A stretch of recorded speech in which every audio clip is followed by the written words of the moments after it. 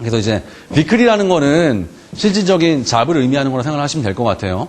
첫 번째는 5가지에 대해서 얘기를 할 텐데. 자, 제가 또 이제 마지막 선물이 담겨 있습니다. 마지막 선물입니다. 회사랑 직장의 차이가 뭔지 아세요? 직장과 회사의 차이? 말씀해 주십시오. 회사는 그냥 이익을 창출하는 개념적인 단위고 네. 직장은 내가 그곳에 가서 이제 생활비를 벌고 뭔가 보수를 받기 위해 뭔가 제 열정을 가게 뭔가 의미를 부여하는 성함이 어떻게 되시죠? 조현우라고 합니다.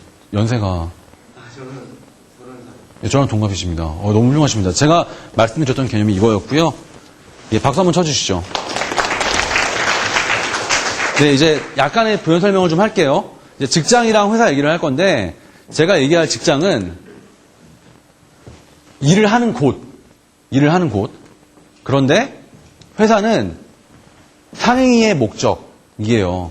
그러니까 직장은 단순하게 워킹 플레이스, 일하는 곳인데, 회사는 이윤을 만들어내는 곳이에요. 근데 제가 제일 안타까운 것이 뭐냐면, 저도 마찬가지였고, 제 친구들을 볼 때, 너무 직장에만 생각을 하는 것 같아요. 회사의 관점이 아니라 직장의 관점에서 어떤 일들을 처리하려고 하는 게 보여요.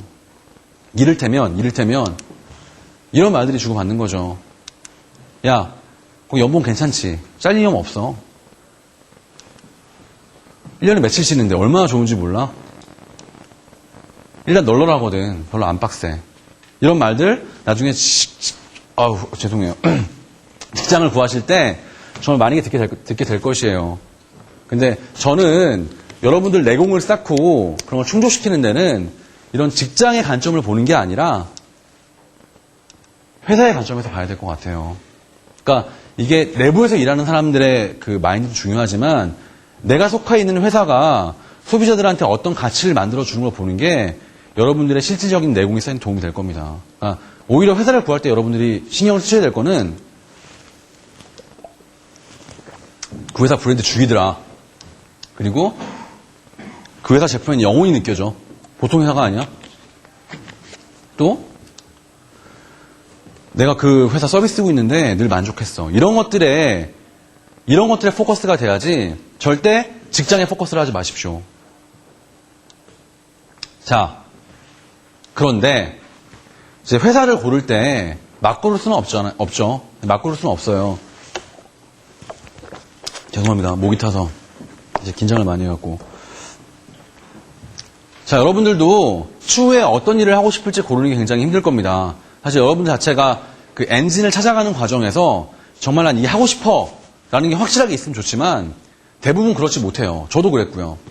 그래서 저 같은 경우에는 이런 방법을 생각했던 것 같은데 이제 회사가 있으면 그 회사가 어떤 산업에 속해 있는지를 먼저 따져보는 게 첫 번째고, 두 번째로는 어떤 일을 할 수 있는지 그것을 따져보는 게 두 번째예요.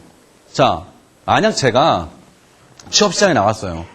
그런데 사실 저 같은 경우에 이제 철강이랑 조선에 대해서는 정말 때렸다 죽여도 흥미를 못 느낄 것 같아.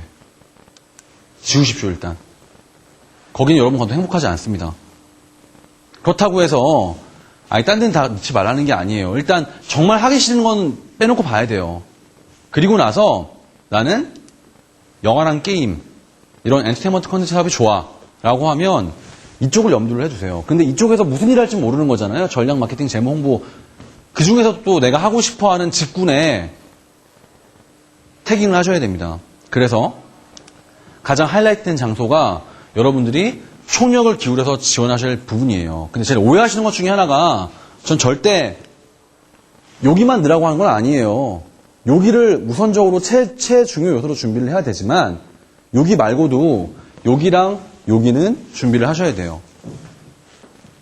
거기를 꼭 갈 수 있다는 보장은 없기 때문입니다. 하지만 여기만큼은 정말 열심히 준비를 해서 그 회사를 박살내면 안 되죠. 그러니까 어떻게든 뚫어보겠다는 심보로 준비를 하시는 게 맞습니다.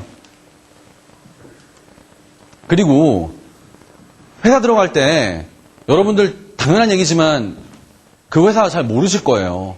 대부분 그 회사에 대해서 알려면 저 홈페이지에 나와 있는 정보 또는 인터넷 뉴스밖에 없을 텐데 제가 실제로 되게 충격적인 경험을 했기 때문에 같이 공유를 하려고 합니다.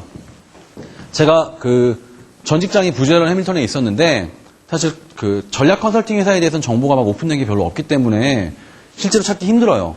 찾기 힘들었는데 갑자기 전화가 왔어요. 모르는 번호예요. 첫사랑인가? 그래서 이제 전화를 꺼내서 받았죠. 받았는데 남자애가 거기 강명구 선배님 전화 맞습니까? 라고 말씀을 하시는 거예요. 맞다. 당신 누구세요? 했더니 저는 연세대학교 무슨 학번 누구누구라고 합니다. 그래서 강명구 선배님 번호를 어떻게 수소문해서 알아내갖고 좀 뭘 물어보려고 전화를 했다. 다단계랑 뭐 이런 게 아니면 얘기를 해라. 라고 했더니 컨설팅 회사를 지원하고 싶은데 정말 알 수 있는 게 없어서 그냥 절박한 전화를 했다라고 말씀을 하시더라고요. 아, 그래? 그러면 내일 저녁 때 같이 저녁이나 먹자. 그러면 되니까 저녁 몇 시에 찾아와. 라고 말을 했더니 그 친구 알. 제가 갑자기 가면 놀라실 수도 있으니까 제가 미리 여쭤볼 것들을 메일로 보내놓을게요. 라고 하시는 거예요. 얼마나 성실한 친구예요. 그러라고. 했더니 이렇게 보낸 거예요. 컨설팅 사업에 대한 질문, 산업에 대한 질문, 제 다니는 회사에 대한 질문, 저에 대한 질문, 지원 절차에 대한 질문. 얼마나 훌륭한 친구입니까? 저는 그 친구를 만나서 제가 알고 있는 모든 정보를 알려줬고 그 친구는 결국 지원하지 않기로 결심을 했습니다. 듣고 나니까 오기 싫대요. 여튼 적어도 그 친구는 이런 것들을 물어가는 과정에서 내가 싫어하는 영역은 배제할 수 있었던 거예요. 그러니까 어떤 데 지원하려면 정말 꼬치꼬치 물어보셔야 돼요. 꼬치꼬치. 이렇게 완벽하게 구조화해서 물어보면 받는 사람도 놀랍고 받는 사람이 더 큰 가치를 주기 위해 노력을 합니다.